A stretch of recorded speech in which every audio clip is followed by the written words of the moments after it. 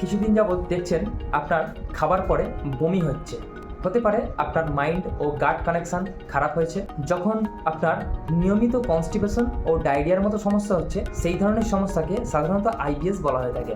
যখন আপনার অ্যাকনে হচ্ছে, যখন আপনার এডিএইচডি হচ্ছে, মানে আপনি বেশি রিয়াক্টিভ হয়ে যাচ্ছেন, তখন বুঝবেন আপনার গাট খারাপ হয়েছে। আপনার মাইন্ড আপনার গাটকে কন্ট্রোল করতে পারছে না। যখন আপনার ফাঙ্গাল ইনফেকশন হয়েছে, বিশেষ করে মেয়েদের ক্ষেত্রে, তখন বুঝবেন আপনার গাট প্রবলেম হয়েছে। সকালে ঘুম থেকে উঠে লো এনার্জি ফিল করছেন, ক্লান্তি অনুভব করছেন, তাহলে কিন্তু আপনার গাট ব্যাকটেরিয়া ডিসব্যালেন্স হচ্ছে।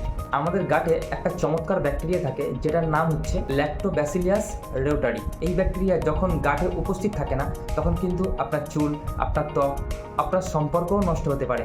এই ব্যাকটেরিয়া আমাদের শরীরের লাভ কেমিক্যাল তৈরি হতে সাহায্য করে, যেটাকে অক্সিটোসিন বলা হয়। তাই চেক করুন আপনার গাট আর মাইন্ড কানেকশন ঠিক রয়েছে তো।